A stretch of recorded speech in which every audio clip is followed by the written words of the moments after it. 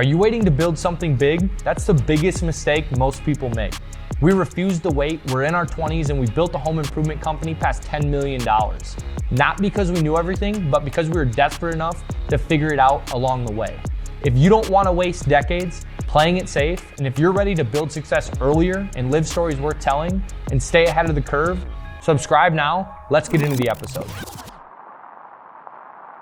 Today's guest, Tim Brown, husband, dad, and creative force behind the camera. As a storyteller at AE Landscape Borders, Tim captures not just our products, but our culture. He's all about creating, from visuals to music, and his advice, know when to say no so you can say yes to what truly moves you. Let's jump into Brown Made Media, a.k.a. Tim Brown. Can we add some applause or something in the background there? Okay. Let's crack these. How's it feel being in front of the camera, Tim? How's it feel spilling that all over you? Cut that out. Good. I mean, a lot of times I'd rather be behind it, but it's good too. Your wife actually commented on the last time when we took a story of you and said, get you out of your comfort zone. Yeah. Yeah, it's easy for me to stay inside that comfort zone. Isn't that ironic, though? Because don't you have to go outside of your comfort zone to create creativity? Yeah. Yeah. I mean, yeah, a lot of times in that realm, I guess, like the more planned out you are, right? The more pre-production, you can kind of prepare to get outside that comfort zone, or you can see it coming, if that makes sense. Does a lot of our stuff come from pre-planned production, or is it just like you're out there? No, a lot of this stuff, I mean, is kind of off the cuff, on the fly. We're walking movie stars is what you're saying. Pretty much, yeah. Yeah, you guys make it easy. Rockstar lifestyle at AE Landscape Borders. If you guys want to be famous, come work here. Tim will make you Get famous. ready for the documentary. Where did you start? Because ultimately you didn't do film full time. No. So I'll go two jobs back. And that was for about 10 years at a cement factory. I did a few different jobs there. So there was like a quarry that crushed the cement, or crushed the rock, turned it into cement. So I was kind of a production assistant, did like light maintenance there, and then I was in the lab testing it and doing quality control type stuff. But so in about 2000, probably end of 17 or 18, I don't know, I got the itch. I guess going back a little further, about 2013, 14, I started listening to this podcast back when like podcasts were just starting, it seemed like. And this guy was just always talking about working for yourself, finding work that you love and working for yourself. And that kind of like set me on this path of like, because I had never had the desire to work for myself or to start a business or anything like that. And so over the handful of 5 years or so, like that kind of snowballed, and I really wanted to find something. Like I was looking for anything that I could do to get out of what I was doing. And my wife does photography. She's done photography for a long time. And I did some second shooting for weddings as a photographer for a while, and that got old. I was just kind of there.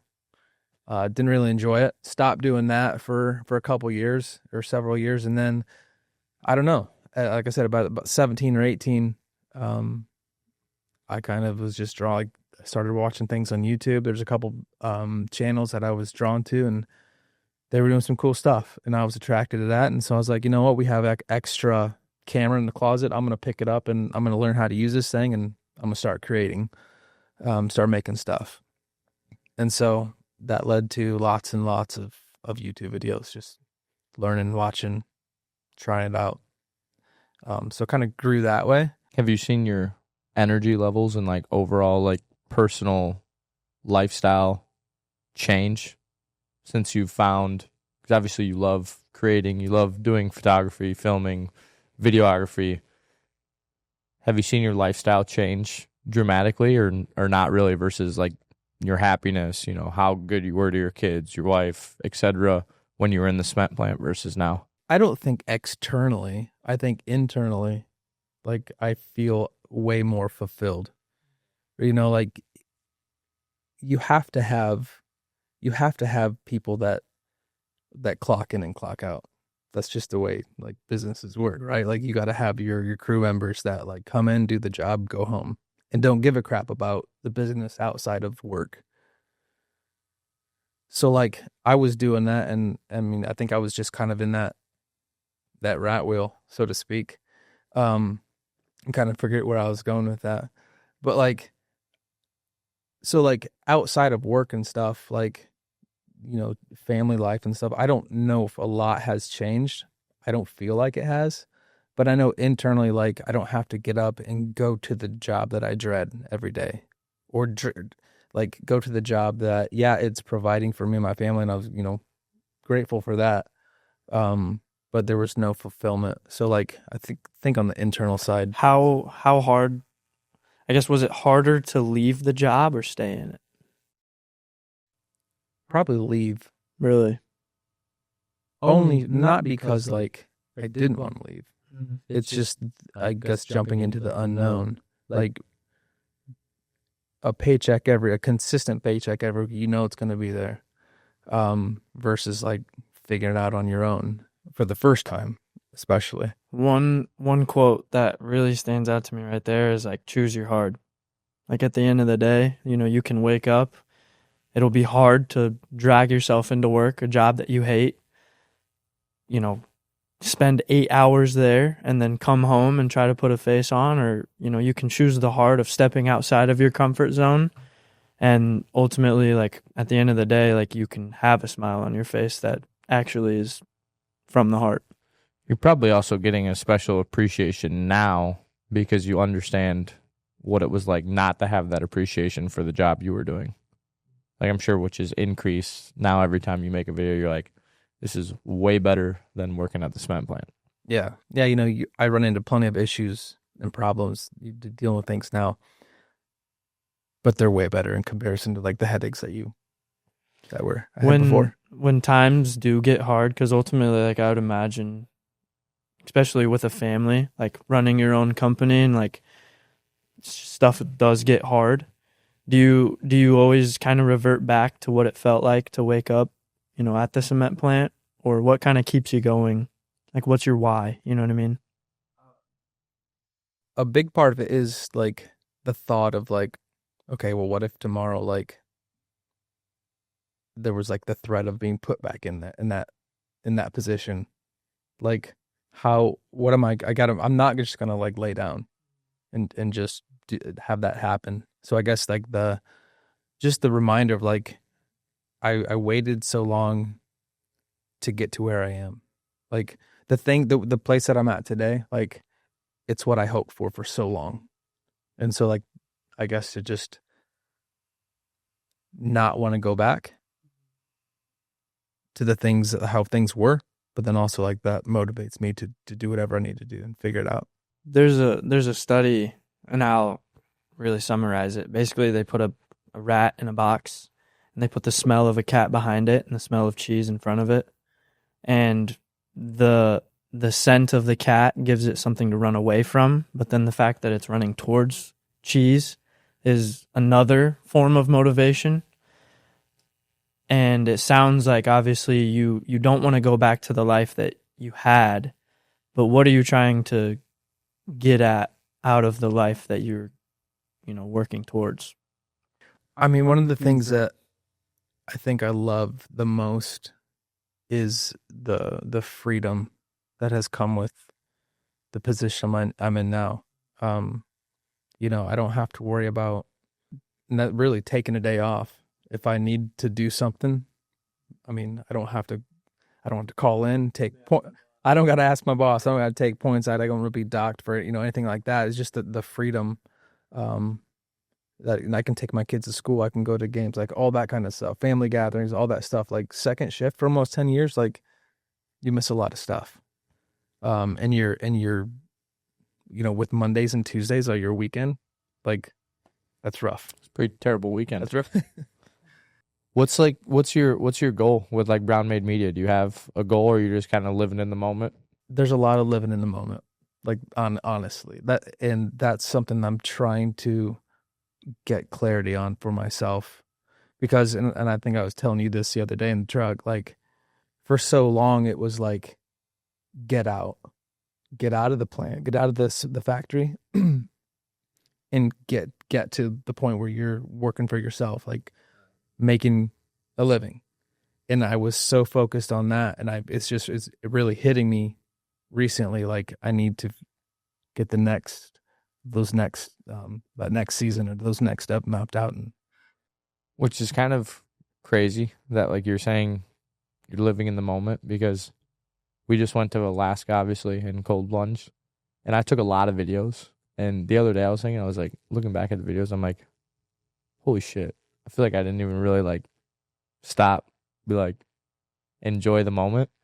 And I feel like that's the cruddy, like if there was one thing that I would be like, this is cruddy for a camera guy, is you're like so focused on documenting everything and recording everything that do you feel like it's hard for you to like actually enjoy the moment you're in since you're trying to capture it? yeah, especially like personal things like family vacations or trips and stuff. It's like I want to capture it so I can look back on it, but there's definitely times where it's like, you know what, I don't care if I don't have this. I want to like kind of be in the moment and enjoy it. Tim's the guy where he's like, I'm not recording anything, and then he's like,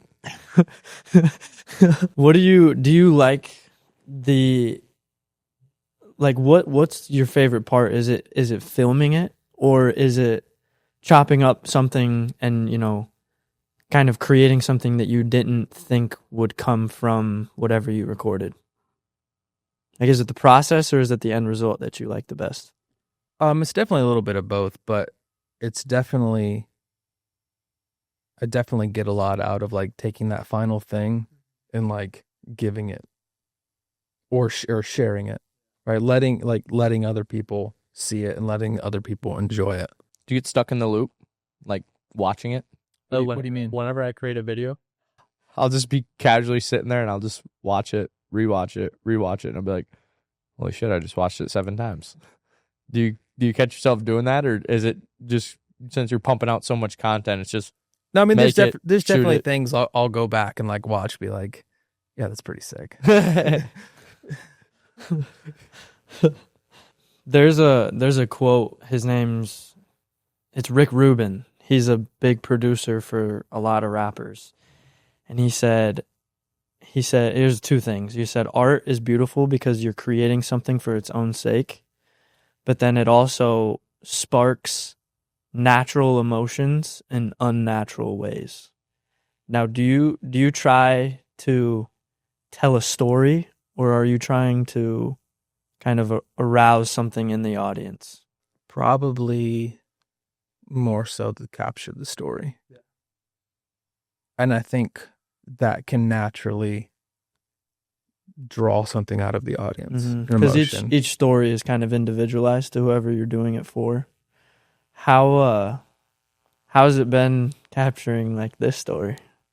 It's been good. Like it's crazy. Like you guys are like significantly younger than me, and just to see like Tim's like old enough to be my grandpa. not that old. Come on, come on now. He's on. No. It's cool to see. Like I'm jealous in a lot of ways. Like to see where you guys like just mentally and just your understanding of things. Like, man, I wish I was at that place when I was your guys' age. So it's been cool to see. I mean, I jumped in, 6 months ago or so, but like, and I'm still like, probably within the last like 2 months, I've really like for so long, I didn't understand the full like picture of AE and everything that's been built, but it's pretty cool. I think part of that story is you, though. I mean, seriously.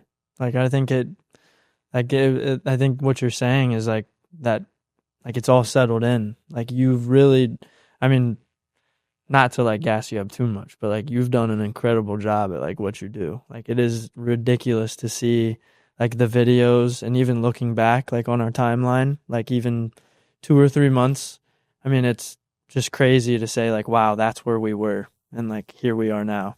I was going to talk about like settling in. I feel like that's what we're really settling in to just continue to build and explode in 2026. I know I get compliments all the time of the content. You know, I know they do as well. We always take credit for it, of course. We don't give you credit, but Life of a video guy. but it's definitely, it's an exciting feeling for me, not because of the comfortability of it, but because I know now that we're comfortable, like we're just fucking ready to go. We've gotten there, and now it's just maintaining. Now, I do really want, because we're kind of coming up on time, I want to ask, because you said one thing that really hit me, was like, what's next? And I know, like, as a dad as well, like, priorities definitely shift when it comes to like what you want out of the life for your kids. Now, not just from like what you've learned here, like at AE, and seeing like how young we are, but like from your journey of stepping out of your comfort zone, like creating a life that you want. What do you want your boys to learn from you? Go deep down in that bag, Tim. As far as the conversation goes, I want them to, they're just naturally going to have some of this, like they're going to pick up on some of this as they grow up. But like, right, the majority of kids going through school, like, what are you told? Like, get an education, get a job, go to work. And in a lot of ways, just like kind of be a yes man. But to not just go that route. I want them to, like, okay, if you don't gotta go to school, like, great, go flip burgers if that's gonna like help you continue to learn, and use those experiences to not only like understand how things like work, but like find the work that you love, or find the lane that you want to go down, because you can create, like, the world we're living in now. Like, I'll never forget, like, when I really first I got onto Gary Vee, who's always like, you can start a YouTube channel, like, make a living talking about Smurfs, right? So like, for them to like figure out what they love and find something, I guess, and kind of pursue that, and always, and this is probably even bigger, but always be willing to continue, like, keep learning, or to keep learning. You know, I hated school so much, like, and I was such a horrible student, and now I love to learn, and I don't have to sit through, or no one's making me take like geometry or algebra or whatever subjects it is that I don't like. I can go pick the things that I want to learn about, because I know that I want to learn them, because I need that knowledge to get to where I want to go. I think school only gives you one lane. And one thing that's really cool, like, about art, or just, you know, people in general, is that there's something that each person brings to the table that nobody else can. I think that alone should give people the confidence to chase after what they want in life. And if that's not enough, there's somebody out there that was in your position or worse that has done it. And if that's not enough, there's somebody in your position or worse that has done something that nobody else has done. And I think what you've done is pretty fucking awesome. And I think what you're continuing to do is even cooler. And, you know, not just the audience, but the people who we interact with. Like, I think we're really paving a path to show people and tell a story that it is possible.